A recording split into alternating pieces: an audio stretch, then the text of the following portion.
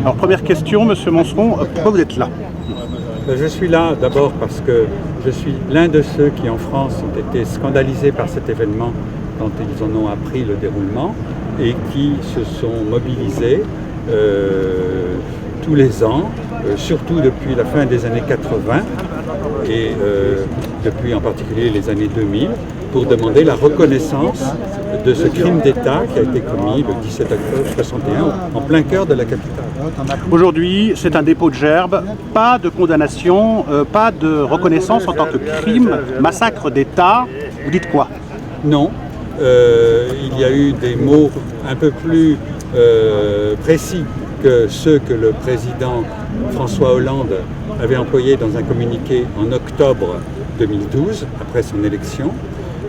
C'est un peu plus précis, notamment sur les responsabilités du préfet de police, Maurice Papon, qui est nommé dans ce communiqué.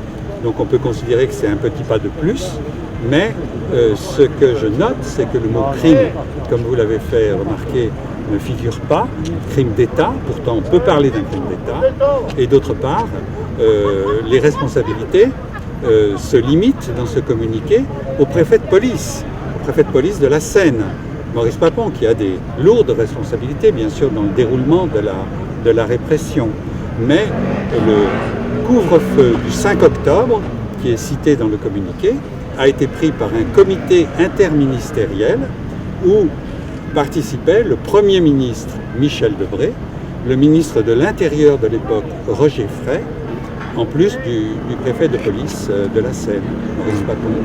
Donc on cite Maurice Papon, mais ce n'est pas un crime d'État selon Emmanuel Macron. C'est quoi? C'est le en même temps? On dissocie le préfet Papon? Alors, on reconnaît dans ce communiqué les responsabilités du préfet de police Maurice Papon, mais on ne nomme pas, on ne désigne pas les principaux responsables politiques de l'époque, à commencer par le Premier ministre Michel Debré, qui avait poussé à l'organisation d'une répression violente contre la Fédération de France du FLN. Il était en désaccord avec l'issue voulue par le général de Gaulle pour l'indépendance de l'Algérie et il avait comme possibilité de peser sur les événements que la responsabilité du maintien de l'ordre en France. Et donc il a joué à fond la carte de la répression à partir du mois de septembre, de la fin du mois d'août 61, quand les négociations reprennent et quand elles vont se diriger vers l'indépendance au profit du GPRA et du FLN, eh bien, le Premier ministre n'a plus comme carte dans son jeu, si je puis dire, que la répression en France contre la Fédération de France du FLN. Et il la déclenche pendant le mois de septembre.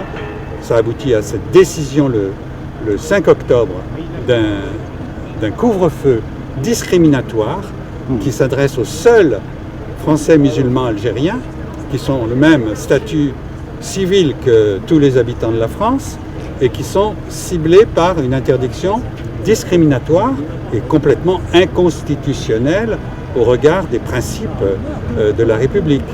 Voilà. Le bilan, les sources officielles, c'était une dizaine, les historiens disent 121 morts, vous dites quoi? Écoutez, le bilan officiel, dès le lendemain, c'est 3 morts, dont 2 Algériens. Et pendant 30 ans, Maurice Papon va répéter ce chiffre mensonger, y compris dans ses mémoires qui paraissent au milieu des années 80. Il répète toujours la même version.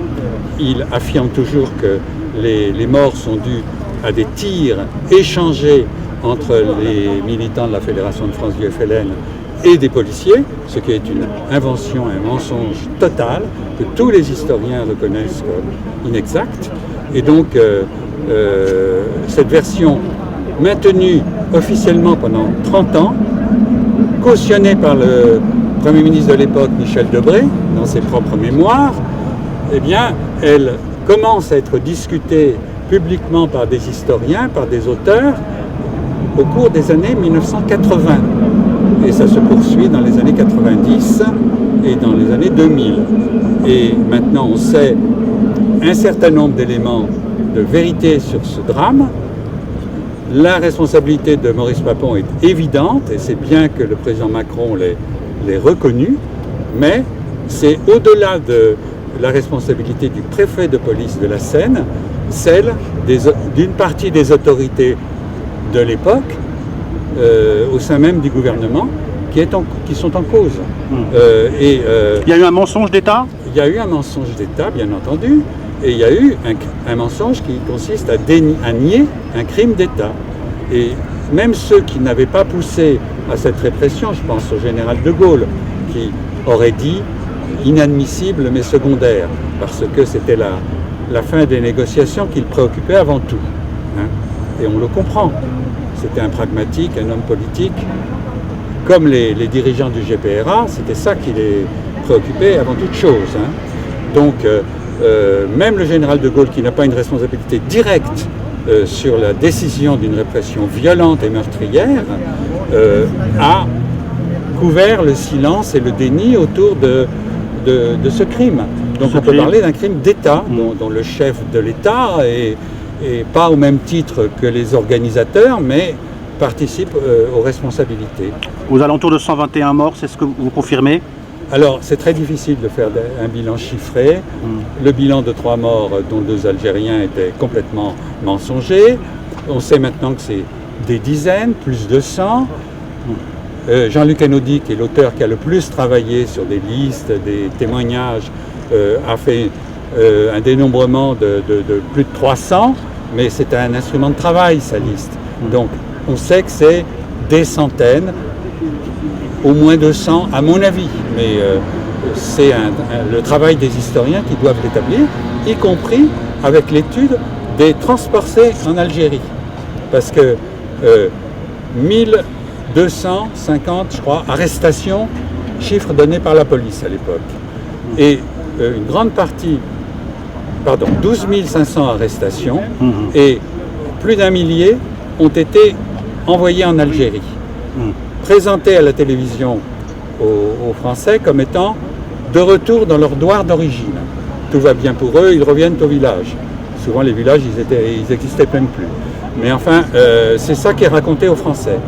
Et on sait maintenant que ce millier d'Algériens arrêtés dans la nuit du 17 octobre, eh bien, ont été livrés à l'armée et internés dans des camps militaires où ils étaient soumis à rude épreuve, et ils ont réussi, certains d'entre eux, à faire passer des lettres d'appel au secours, parce qu'ils crevaient de faim et certains étaient victimes de violences, surtout quand ils étaient identifiés comme des responsables du FLN, Fédération de France.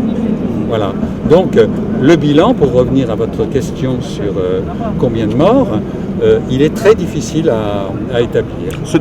Dernière question, ce déplacement d'Emmanuel Macron, alors historique, pas historique? Il est important, comme la déclaration de François Hollande en 2012 était importante. Mais ce déplacement ne clôt pas l'affaire et ce communiqué ne met pas fin aux recherches nécessaires sur cet événement. Merci M. Manceron. Merci.